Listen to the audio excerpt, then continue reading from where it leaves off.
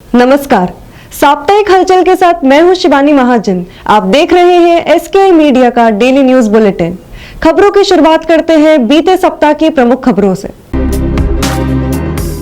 केलादेवी road से हटाए गए सब्जी और फल विक्रेता पहुंचे भाजपा की शरण में। केलादेवी रोड पर बन रहे एमआर रोड के चलते वहां से सभी तरह के अतिक्रमण हटाए गए हैं। ऐसे में इस रोड पर वर्षों से सब्जी और फल फ्रूट का ठेला लगाने वालों के सामने रोजी रोटी का संकट खड़ा हो गया है। ये सभी लोग इकट्ठे होकर आज भाजपा की शरण में पहुंचे। भाजपा कार्यालय पर जिला अध्यक्ष राजीव खंडेलवाल से मिलकर उन्हें अपनी समस्याएं बताई। भाजपा जिला अध्यक्ष श्री खंडेलवाल ने तत्काल संबंधित विभाग के अधिकारियों से फोन पर चर्चा भी की। उसके बाद उन्होंने फल फ्रूट और सब्जी विक्रेताओं को आश्वासन देते हुए कहा कि उक्त जगह पर सड़क का निर्माण किया जा रहा है, जल्द ही उन्हें दूसरी जगह मुहैया करा दी जाएगी। सब्जी विक्रेताओं के मुताबिक फिलहाल उन्हें शारदा माता मंदिर वाली गली में सब्जी और फल फ्रूट के ठेले लगाने को कहा गया है, जिससे संतुष्ट होकर सभी लोग वहां से अपने अपने घरों पर लौट गए।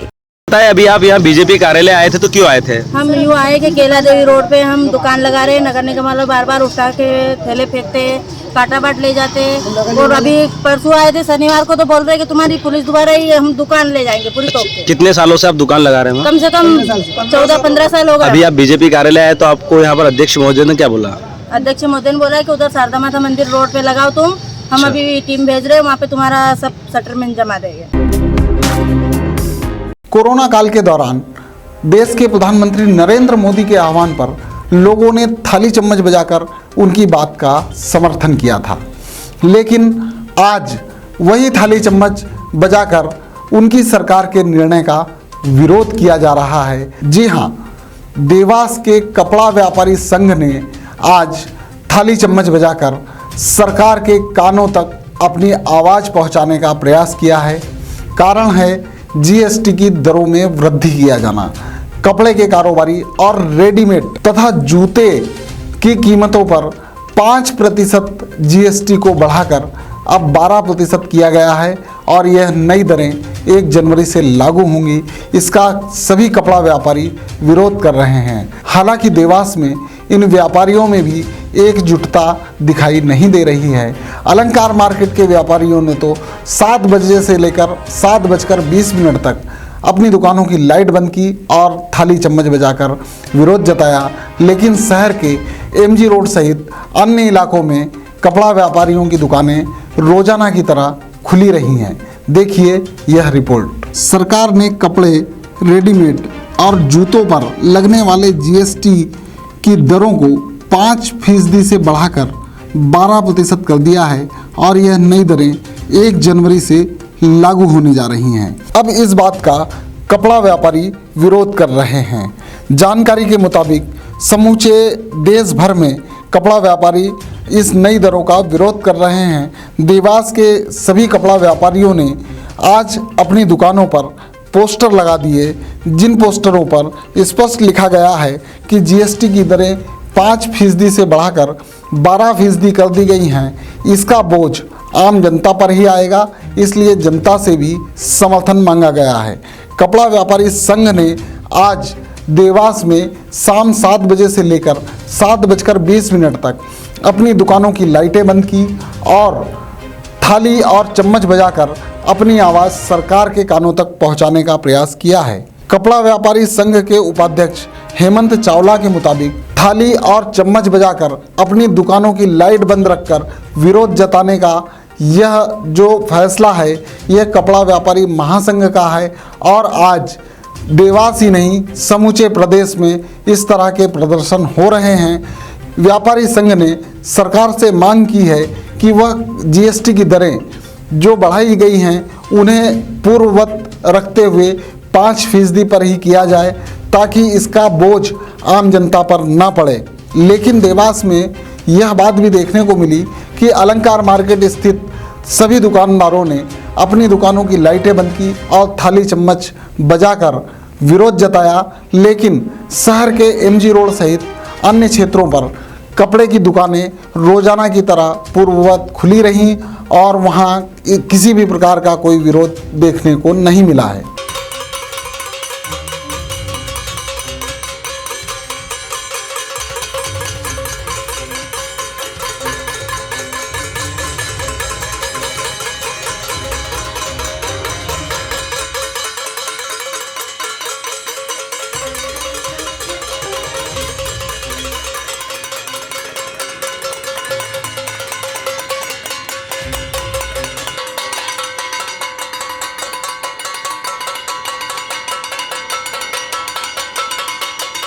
ये कपड़े पे जो 5% से बढ़ा के 12% जीएसटी कर दी गई, उसके उपलक्ष्य में हमने विरोध जताया है। ये 1 जनवरी से बढ़ाया जाएगा। ये विरोध करने के लिए, विरोध जताने के लिए, मतलब केंद्र सरकार को जगाने के लिए, मतलब केंद्र सरकार को जगाने के लिए अगर ये जीएसटी की दर रही 12%, तो एक दिन थाली चम्मच ही बजाना पड़ेगा। जिस तरह से मोदी जी ने कोरोना के लिए हमारा समर्थन लिया था थाली और प्लेट बजा के, उसी तरह से हम इसमें मोदी जी से अपेक्षा करते हैं कि जीएसटी 5% से बढ़ा के 12% नहीं किया जाए, और उसी के विरोध में थाली और चम्मच बजा के उनका ध्यान आकर्षित कर रहा है। टैक्स बढ़ेगा तो बराबर जनता के ऊपर ही, जनता से वसूला जाएगा, हम लोग भी उन्हीं से लेंगे। इसलिए आम जनता के हित में तो यही है कि जीएसटी नहीं बढ़ाया जाए। कपड़ा, रेडीमेड और जूता तीनों पे बढ़ाया गया इन चीज़ों पे 5 की जगह जो स्लैब 5 से बढ़ गया 12% किया है, इन तीनों पे किया हमने, रेडीमेड पे, कपड़े पे और जूते पे। आंदोलन पूरे ऑल ओवर एमपी में है, पूरे ऑल ओवर इंडिया में पूरे इंडिया में चल रही है। इसका ये आपका व्यापारी संघ पूरा जुड़ा हुआ है, सब व्हाट्सएप पे एक दूसरे से जुड़े हुए हैं। व्यापारी महासंघ है इंदौर का, उसके द्वारा हमारे ये सब संचालित किया जाएगा। प्रहलाद माहेश्वरी, श्रद्धा श्री साड़ी देवास। और कोई? मैं पूर्व अध्यक्ष हूँ सत्यनारायण लाठी। मैं उपाध्यक्ष हूँ हेमंत चावला। आप महेश जी गुप्ता। पूर्व उपाध्यक्ष महेश गुप्ता। ये 7 बजे से लेकर 7:20 तक रहेगी लाइट, 3 दिन तक, और 3 दिन रहेगी, 21, 22 और 23 बंद रहेगी दिसंबर तक। बड़ी खबर देवास से है। देवास पुलिस को बड़ी सफलता हाथ लगी है। देवास के औद्योगिक क्षेत्र थाना पुलिस ने शराब से भरा एक कंटेनर पकड़ा है। ये कंटेनर में 950 पेटियां शराब की भरी हुई थी, जो लगभग 10,000 लीटर बताई गई है। 45 लाख रुपए की शराब पुलिस ने जब्त की है।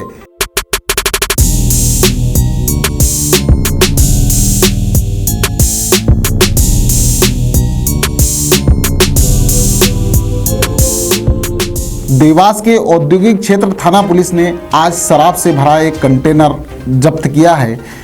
इस कंटेनर के जरिए 950 पेटियां अंग्रेजी शराब की ले जाई जा रही थी। देवास पुलिस को इस बात की जानकारी लगी। पुलिस ने मुखबिर की सूचना पर छिपरा ब्रिज के ऊपर जिग जैग लगाकर बैरिकेडिंग की और वाहनों की तलाशी शुरू की। उसी दौरान एक कंटेनर क्रमांक UP 21 CN 5270 जब वहां से गुजरा और पुलिस ने उसे रोकने की कोशिश की, तो कंटेनर चालक ने वाहन को और तेज गति से दौड़ा दिया। पुलिस ने घेराबंदी कर उक्त कंटेनर को रोका और जब उसकी तलाशी ली तो कंटेनर में पीछे चॉकलेट के बक्से भरे हुए थे। लेकिन पुलिस ने जब चॉकलेट के बक्से उतारे और अंदर देखा तो अंदर उसमें भारी मात्रा में शराब भरी हुई थी। तकरीबन 45 लाख रुपए की शराब पुलिस ने जब्त की है। पुलिस ने मौके से आरोपी शहनवाज पिता तुफेक अहमद जिला मुरादाबाद और दूसरा मोहम्मद जिसान पिता तजम्मुल हुसैन को गिरफ्तार किया है और पुलिस ने इस मामले में आबकारी अधिनियम की धारा 34(2) के तहत कार्रवाई की है। पुलिस की इस कार्रवाई में औद्योगिक क्षेत्र थाना प्रभारी Anil Sharma, SI RS Verma, ASI Rajesh Patel, Nitin Singh, तेज सिंह, सैनिक तेज सिंह की सराहनीय भूमिका रही है। चामुंडा स्टैंडर्ड मिल के मजदूर लंबे समय से आंदोलनरत हैं। चामुंडा स्टैंडर्ड मिल बंद हुए 8 साल बीत चुके हैं। मजदूरों को उनके हक का पैसा अभी तक नहीं मिल पाया है। चामुंडा स्टैंडर्ड मिल बिक चुकी है। उसकी ज़मीन पर कॉलोनाइजर कॉलोनी काटने की तैयारी में है। चामुंडा मिल के मजदूर लगातार आंदोलन कर रहे हैं। पिछले दिनों जिला प्रशासन ने आश्वासन दिया था कि वे मिल मजदूरों की कोर्ट द्वारा बिठाए गए लिक्विडेटर से बातचीत कराएंगे। आज लिक्विडेटर OP अग्रवाल को बुलाया गया था। देवास के SP ऑफिस में श्रमिकों का नेतृत्व कर रहे प्रदीप चौधरी सहित कुछ श्रमिक नेताओं की लिक्विडेटर OP अग्रवाल से मुलाकात कराई गई। तब श्रमिक नेताओं को पता चला कि मजदूरों की बकाया राशि जो वह 10 से 11 करोड़ रुपए समझ रहे थे, वह तो 66 करोड़ रुपए है। ऐसे में अब मामला और ज़्यादा उलझता नजर आ रहा है, क्योंकि बैठक में कोई निराकरण नहीं निकल पाया है।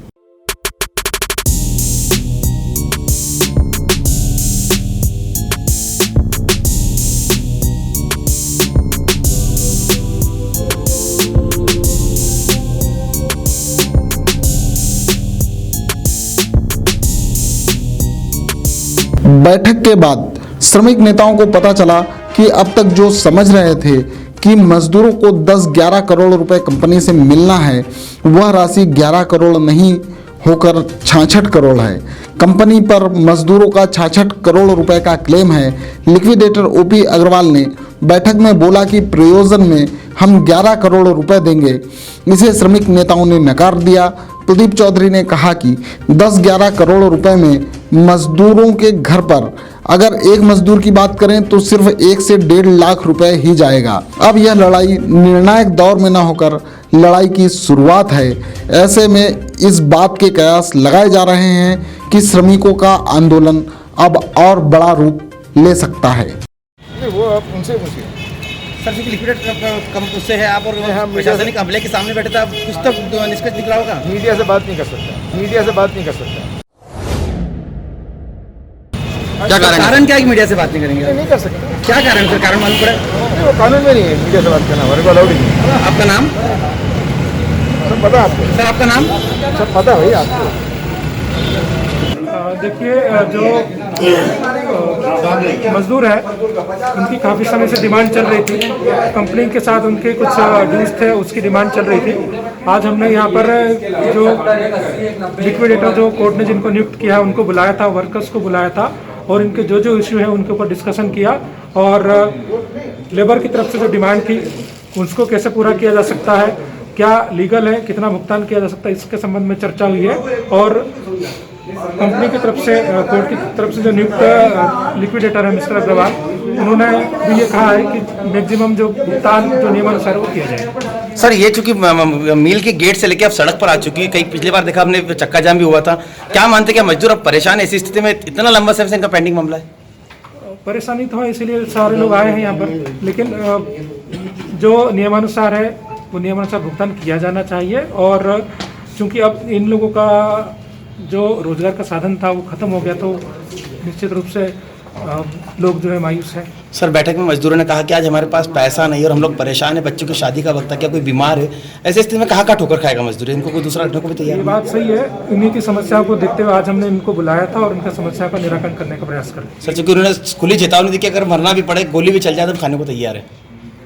अब ये जो है उनकी मांगे हैं, मांगों के लिए जो कहना चाह रहे हैं वो कहेंगे, लेकिन हम लोग प्रयास कर रहे हैं कि आपस में ये लोग मिलकर निराकरण कुछ न कुछ हो जाए और इनका समाधान हो जाए, उनका जो बकाया हो अधिकतम भुगतान हो जाए। देखिए, एक जितना गहरा गड्ढा खोदते जा रहे हैं उतना गहरा पानी नीचे जाता जा रहा है। स्थिति ये बन गई है कि जिस स्थिति को हम लोग अभी तक समझ के चल रहे थे कि 10-11 करोड़ रुपए इन लोगों के बकाया है, 10-11 करोड़ रुपए इनको मिलना चाहिए, लेकिन वास्तविक स्थिति आज जाकर मालूम पड़ी कि 66 करोड़ रुपए का क्लेम मजदूरों का कंपनी के ऊपर है। 66 करोड़ में से जो लिक्विडेटर महोदय हैं उन्होंने, कौन आया था लिक्विडेटर महोदय? कौन थे? अग्रवाल जी करके हैं, तो ओपी अग्रवाल जी 11 करोड़ रुपए उन्होंने उसमें बोला कि 11 करोड़ रुपए हम प्रोविजन में देंगे। अब लड़ाई तो और बड़ी हो गई। जो 66 करोड़ जिन लोगों को मिलना चाहिए, जिन मजदूरों को मिलना चाहिए, उनको 10-11 करोड़ में उनके घर में एक मजदूर के पास में मुश्किल से 1 से 1.5 लाख रुपए जा पाएगा।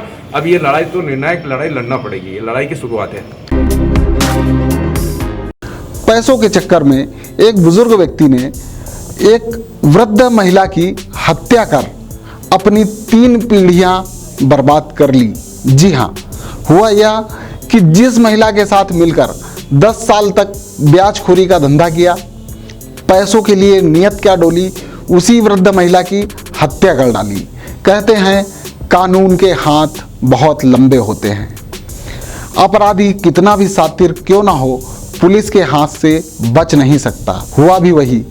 चापड़ा में 65 वर्षीय सावित्री बाई के अंधे कत्ल की गुत्थी पुलिस ने सुलझा ली है। पुलिस ने इस मामले में आरोपियों को भी गिरफ्तार कर लिया है। अब आरोपी की 3 पीढ़ियां जेल की सलाखों के पीछे पहुंच गई हैं।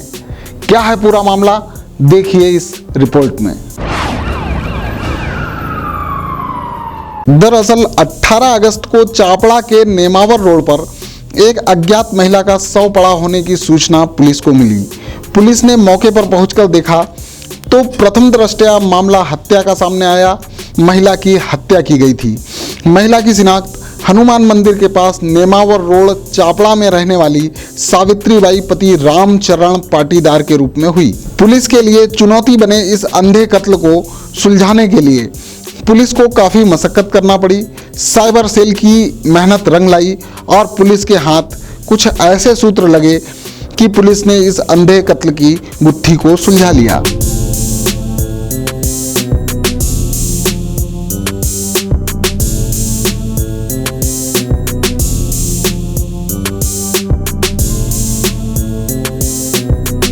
मामले का खुलासा करते हुए पत्रकार वार्ता में डॉक्टर शिवदयाल सिंह देवास के एसपी हैं, उन्होंने बताया कि नेमावर रोड चापड़ा में रहने वाले 79 वर्षीय सिद्धेश्वर पिछले 10 साल से सावित्रीबाई के साथ मिलकर ब्याज का धंधा करता था। कुछ समय पहले सावित्रीबाई ने गांव में ही रहने वाले जगदीश बैरागी को ब्याज पर रुपए दिए थे। वह राशि ब्याज सहित बढ़कर 1,30,000 रुपये हो गई थी। जब जगदीश पैसे वापस नहीं लौटा पाया तो उसने अपना मकान सिद्धेश्वर के पास गिरवी रख दिया। सिद्धेश्वर ने गिरवी रखे मकान के पैसे सावित्रीबाई को नहीं दिए। जब सावित्रीबाई ने पैसों के लिए दबाव बनाया तो सिद्धेश्वर ने अपने बेटे और पोते सहित कुछ और सदस्यों के साथ मिलकर सावित्रीबाई की हत्या कर डाली।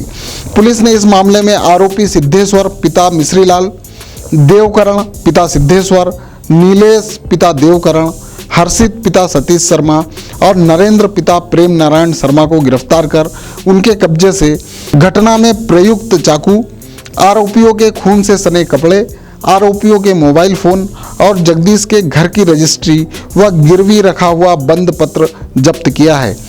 पुलिस की इस कार्रवाई में Bagli TI Deepak Singh Yadav, sub inspector दीपक मालवीय, अजय शर्मा, एएसआई सदर अहमद कुरैशी, देवी सिंह, आरक्षक महेश, धर्मेंद्र, मुकेश, संजय, रघुवीर, आशीष, राजू, राजेश, संतोष और साइबर सेल प्रभारी सचिन चौहान और शिव प्रताप सिंह सेंगर की सराहनीय भूमिका रही है। देखिए, बागली थाना पुलिस ने एक 65 वर्षीय महिला का जो मर्डर किया गया था, चाकू मारकर जो हत्या की गई थी, उसका आज खुलासा किया है। इसमें 5 आरोपियों को गिरफ्तार किया है और जो घटना में प्रयुक्त चाकू और अन्य चीज़ों को आज बरामद किया है। इसमें 5 आरोपियों ने जो मृतिका महिला के साथ मिलकर बिजनेस करते थे, उन लोगों ने मिलके और इसकी हत्या की थी और सबूत मिटाने के हिसाब से उसको दूसरी जगह पर बाड़े में फेंक दिया था। ये चुनौती बना हुआ था मर्डर और आज इसका खुलासा किया। सर, इन 5 में मुख्य आरोपी कौन था? सिद्धेश्वर नाम का व्यक्ति है जो वहीं का रहने वाला है, चापड़ा का। वो और उसके परिवार के लोग हैं, 4 अन्य लोग, जिन्होंने मिलकर इस घटना को अंजाम दिया था। ये मृतिका महिला और ये सब लोग मिलकर ब्याज का धंधा करते थे, अन्य भी इनके धंधे थे।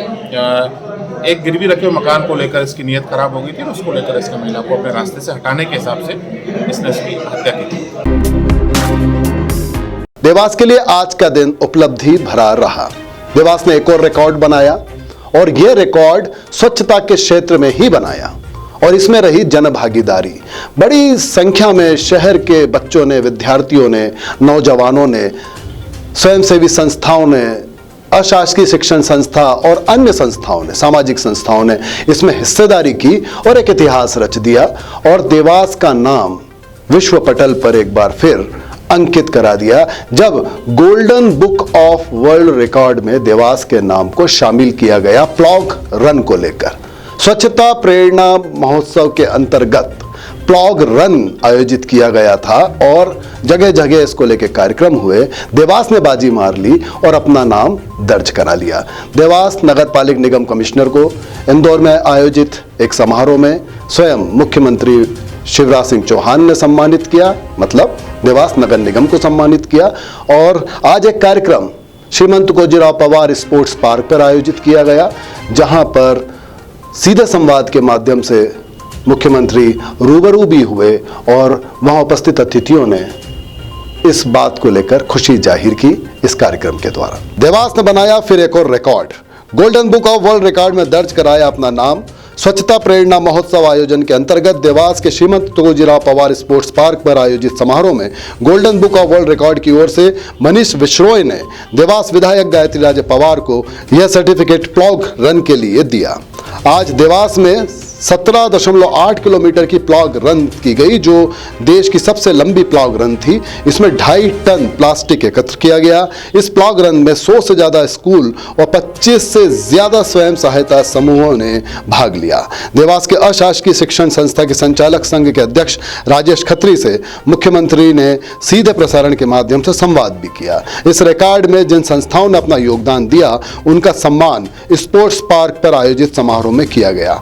मुख्य अतिथि देवास विधायक गायत्री राजे पवार, पूर्व महापौर सुभाष शर्मा, पूर्व विकास प्राधिकरण अध्यक्ष दुर्गेश अग्रवाल के विशेष आतिथ्य एवं प्रशासनिक अधिकारियों की उपस्थिति में banknote press, Jai Hind group, मित्राय group, Robin Hood army, NSS KP college Dewas, scout एवं गाइड, शीलनाथ धुनी संस्थान और कान्हा स्व सहायता समूह को इसमें बेहतर योगदान के चलते सम्मानित किया गया।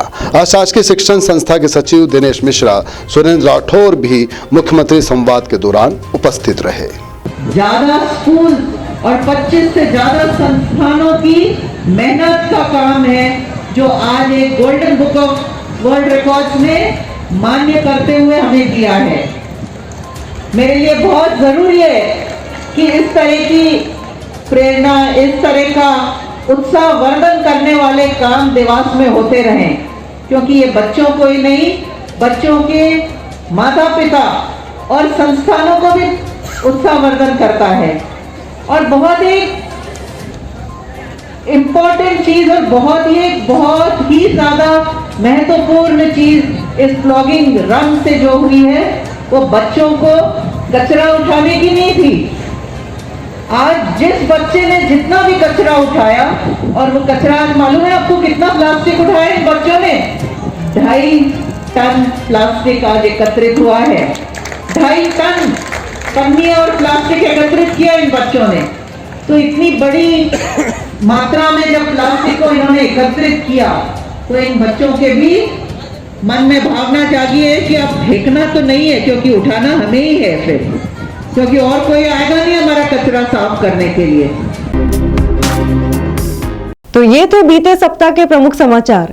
दिन भर की खबरें रोजाना देखते रहिए रात 9 बजे सिर्फ SKI मीडिया पर।